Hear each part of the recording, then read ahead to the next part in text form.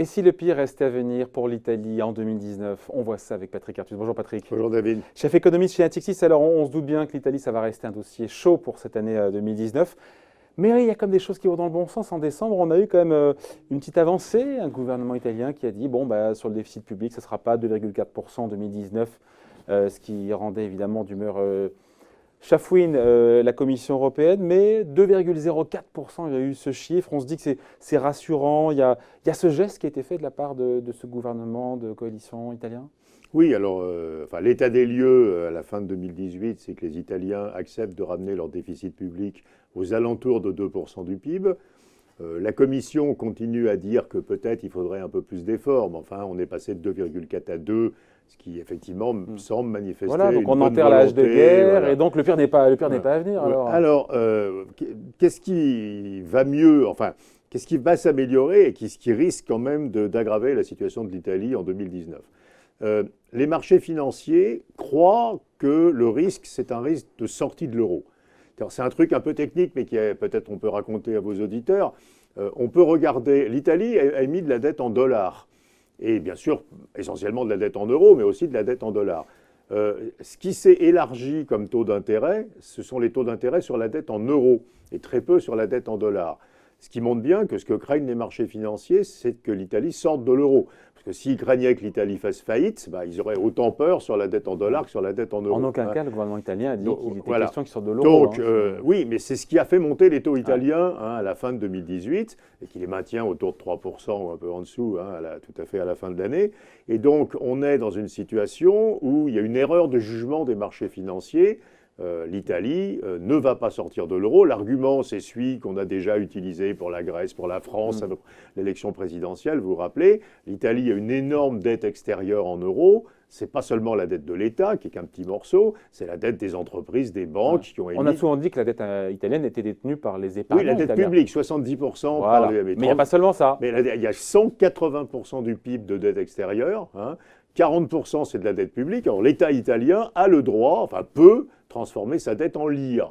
Mais après, 140%, c'est les entreprises et les banques. Une entreprise ou une banque italienne qui a une ligne d'obligation de crédit en euros qui a été financée par le reste du monde, si elle décide que c'est des lires, elle est mise en défaut par toutes les agences de rating. Donc la banque machin, qui mettrait en lire ses dettes en euros détenues par d'autres Européens, serait en défaut. Donc ses actifs seraient saisis, elle est en défaut, elle serait liquidée, quoi. Donc personne ne peut changer la devise de sa dette, à part évidemment l'État italien, qui ferait un coup de force, mais ça c'est possible pour un État, mais pas pour une entreprise. Quitte à spolier ses propres oui, mais enfin, c'est un État. Donc, mais par contre, l'entreprise machin qui dirait à ses créanciers européens, écoutez jeunes gens, c'est des lires et ça vaut 30% de moins, elle est en défaut et on vient lui saisir tous ses biens, etc. Donc les dettes resteraient en euros et bien sûr, comme la valeur de la lire baisserait fortement, plus personne ne pourrait faire face à ces dettes. Donc pas plus que la France et pas plus que le Front National aujourd'hui ne défend l'idée en France qu'il faut Rassemblement National. Pardon, Rassemblement National pour exactement la même raison. L'Italie ne sortira pas de l'euro. Donc ça va dans le bon sens. Donc il y a une partie de ce qui a fait monter les taux d'intérêt de l'Italie en 2018 qui n'est pas vrai. Mais mon inquiétude vient du reste. Le reste, c'est quoi? C'est que d'abord, l'Italie va être pas loin d'une récession en 2019. Alors que le gouvernement italien nous parle de 1,5% de croissance, là où les autres sont à 1, 1, 2. Oui, s'ils font 0, ça sera bien. Et donc... Mais pourquoi c'est aussi noir? Pourquoi 0? Vous me direz, on a fait 0 ou moins, ou un peu moins. Alors, au troisième trimestre, déjà, ils sont à moins 0,2. Quatrième trimestre, on ne l'a pas encore, mais ils seront sans doute, quand on regarde les indicateurs, aussi autour de 0. Donc, l'Italie est en croissance 0. Alors, pourquoi cela? Il y a un argument conjoncturel, c'est que les taux d'intérêt ont quand même beaucoup monté.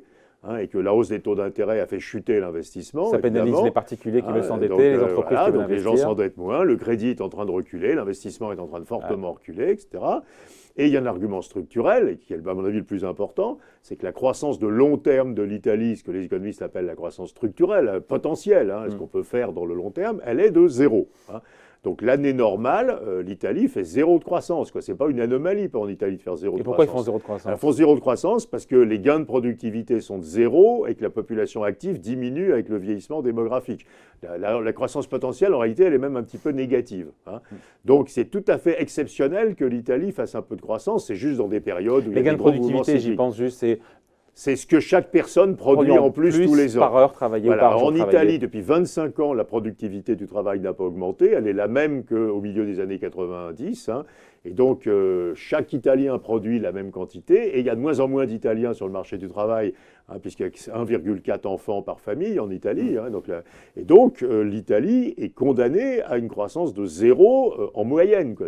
Alors, quel est le vrai sujet? Que dit Salvini, que dit le ministre de l'Intérieur quand il discute, ou que dit Di Maio, que disent les Italiens? Ils disent, mais comme on fait une grosse relance budgétaire, on va sortir de cette malédiction de la croissance zéro, puisqu'on remet de l'argent dans l'économie. C'est pas faux non plus, on se dit que ça va donner un peu de tonus à une activité qui est en croissance zéro. Mais David, le problème, on est en croissance zéro parce qu'il n'y a pas de capacité de production, et que les entreprises italiennes n'investissent pas et se modernisent pas. Donc si vous donnez de l'argent... C'est balancer de l'eau dans du sable? Quand vous donnez de l'argent aux consommateurs italiens, il va acheter des produits importés. Et donc ça se voit déjà, on va simplement avoir une augmentation du déficit. Enfin, on va faire disparaître l'excédent extérieur de l'Italie qui est là et qui vient de la faiblesse de la demande. Mais le problème de l'Italie... qui vient de la faiblesse de la demande. Oui, mais pardon ? Qui vient de la faiblesse de la demande. Oui, l'excédent extérieur vient de ce que la demande a quand même pas mal.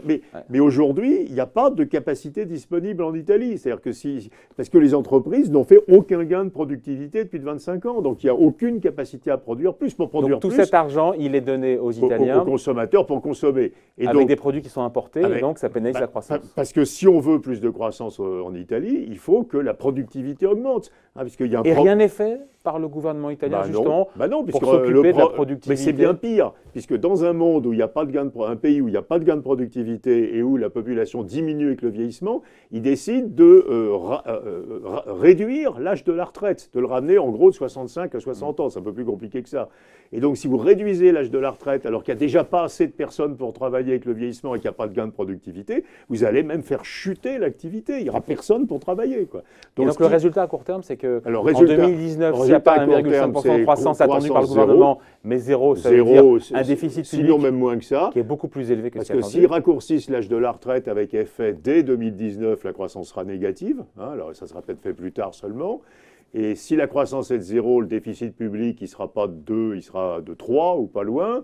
Et si le déficit public est de 3, les marchés vont très mal le prendre. Et les marchés vont très mal le prendre parce que les marchés sont assez intelligents pour faire cette analyse, qui est que c'est un déficit public qui ne sert à rien. Hein, qui ne prépare pas l'avenir. Si ce même déficit public servait à aider les entreprises à se moderniser, était mis dans le système éducatif, hein, qui est extrêmement mauvais en Italie, était remis dans les universités, dans les infrastructures, la vision serait très différente. Donc ce n'est pas un problème de niveau du déficit public, c'est qu'on sait qu'il ne sert à rien pour résoudre les vrais problèmes de l'Italie. Et donc le risque, c'est d'avoir un taux d'intérêt sur la dette souveraine italienne qui irait, selon vous, qui irait au-dessus de 3,5. Et si on va au-dessus de 3,5, l'État italien devient insolvable, hein, un problème de solvabilité, donc c'est grave. Et à nouveau, vous voyez, c'est grave d'autant plus que derrière, la BCE, en décembre, elle a dit clairement qu'il faudra d'abord aller taper à la porte du MES, Mécanisme européen de stabilité, être sous programme européen, ce qui veut dire pour ensuite toucher de l'argent. Ce qui veut dire réduire le déficit public, renoncer à la réforme des retraites, etc. Ce qu'évidemment ce gouvernement ne peut pas accepter. Donc il n'y aura pas d'aide européenne à l'Italie. Puisque cette aide exigerait qu'ils arrêtent leur politique économique, celle qui était annoncée par la coalition. C'est QFD, c'est pour ça que le pire reste à venir. Le pire reste à venir, oui. Et à nouveau, pour une autre raison. C'est pas la sortie de l'euro le vrai risque, c'est l'incapacité du gouvernement à mettre en place ce qui relancerait la croissance durablement en Italie. Et ça se finit comment, alors, cette histoire, si vraiment on va vers 3,5 ? Ça se finit. Comme ils ne peuvent pas sortir de l'euro, donc ils ne peuvent pas revenir à un modèle où on crée de la monnaie, on dévalue, etc., ça finit comme en Grèce, c'est-à-dire qu'ils finiront, au bout d'un certain temps, par aller voir la Commission en disant on est d'accord, on renonce à la réforme des retraites, on met de l'argent dans les entreprises, on arrête de subventionner les consommateurs et on commence à faire les choses sérieuses avec vous. Mais ça mettra un peu de temps pour mûrir. Voilà, le pire reste à venir. Et dès 2019, hein, on n'est pas sur 2022 là. Non, on parle de 2019. Là. Voilà, c'était le point de vue signé Patrick Artus. Merci Patrick. Merci David.